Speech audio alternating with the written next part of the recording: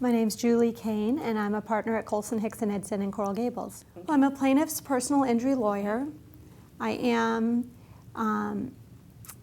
proud to help people who have been injured by either corporate wrongdoing or negligence in the community. Mm-hmm.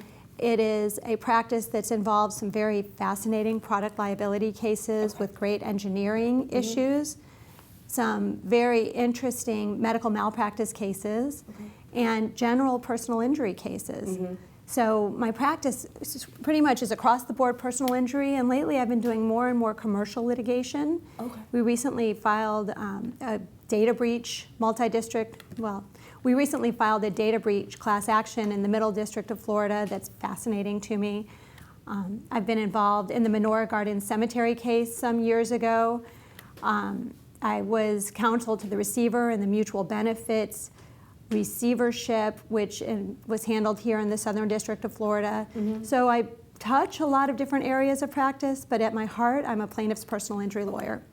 I've been with Colson Hicks Eidson for 25 years. Your entire career? My entire career, and that's so unusual. I started here as a first summer law clerk and fell in love with the practice of personal injury work because we help people one person at a time. And it's been a real privilege to be here for that long because we have great lawyers. We've had consistent lawyers. We have great cases, wonderful clients, and frankly, our partners have been real leaders in the community, and it's been fantastic for me to be brought up as a lawyer by people who are such great community leaders and to be given opportunities and supported as I've taken those opportunities in the community as well. In the plaintiff's personal injury field, the thing that's most challenging is our clients have such tremendous needs. And they're so dependent on the litigation being successful for us to be able to help them meet those needs that the pressure is intense. Usually when I represent someone, I call them the God forbids. They've encountered the God forbids.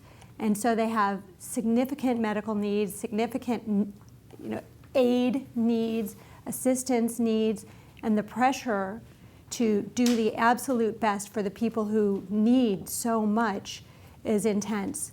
But it's worth it because when you're successful, you can absolutely change a life. And they don't have other opportunities to have their lives changed. I probably do get a little too emotionally attached because my clients are fantastic. I'm privileged to handle not huge volume of cases, but very important cases. And so I become very close with my clients. We are in touch with each other regularly, whether or not things are happening with litigation. So yes, you do need, I don't want to call them social work skills, but they're human skills. And at the end of the day, I'm a wife, I'm a mother, I'm a daughter. I've been a granddaughter who's helped a grandmother through Alzheimer's and all sorts of things. And I think that makes me the person I am, and I think it makes me much, much better at what I do, more compassionate about what I do, and much more passionate about what I do. I went to the University of Miami and became a 7-year med, which is a program where they call them the baby docs. And I took all of these concentrated sciences and went straight into medical school. And within a few weeks knew that I was in the wrong place, that it wasn't what I wanted to do. I come from a family of doctors, family of very talented doctors, and it seemed like the natural thing for me to do. I have a great aptitude for science, which has helped me tremendously in my products liability cases, but I just realized that it wasn't for me.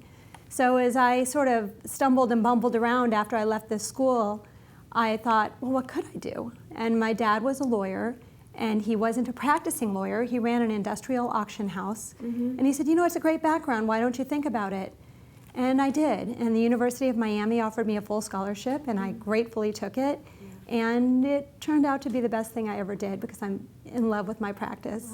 As president of the American Association for Justice, what we fight for every day is to keep the courthouse open under the 7th Amendment to the United States Constitution, and to allow access to the court system to people who have been wronged.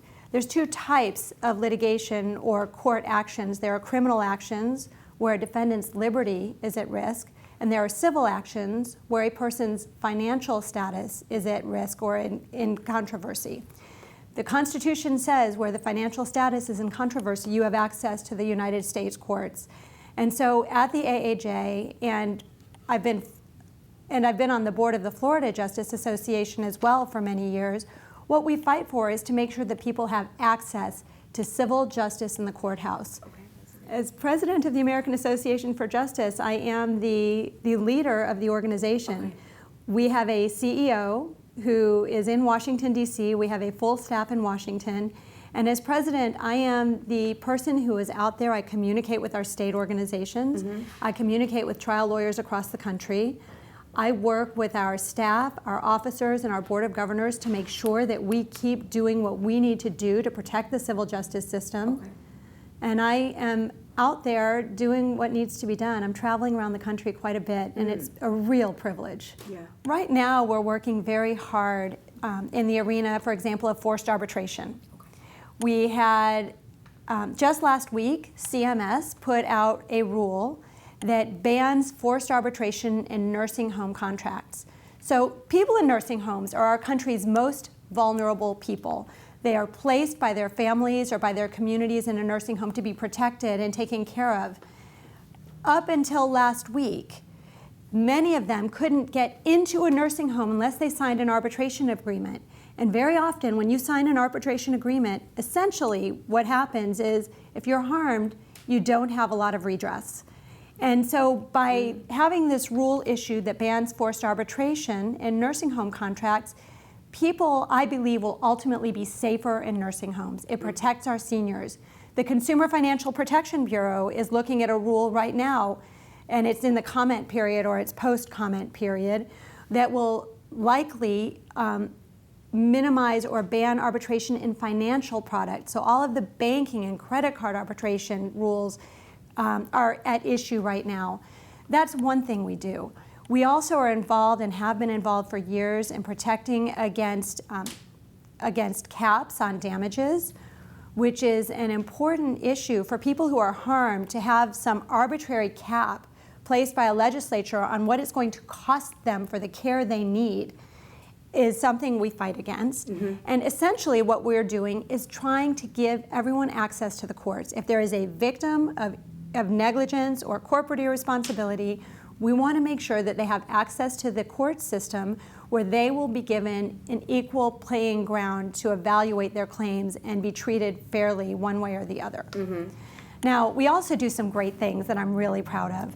I have been on the Trial Lawyers Care Committee for many years, and through this group called Trial Lawyers Care, after 9/11, we launched a nationwide pro bono service project, and we represented every family who wanted pro bono representation for their family members who were injured or killed in 9/11. And we represented thousands of families for free. And that's where it started, but it's evolved into modern day doing great things. For example, we just put together hundreds of backpacks for kids in Louisiana who lost everything in the flooding right before school started. And through that committee, I've launched a nationwide service campaign this year through End Distracted Driving.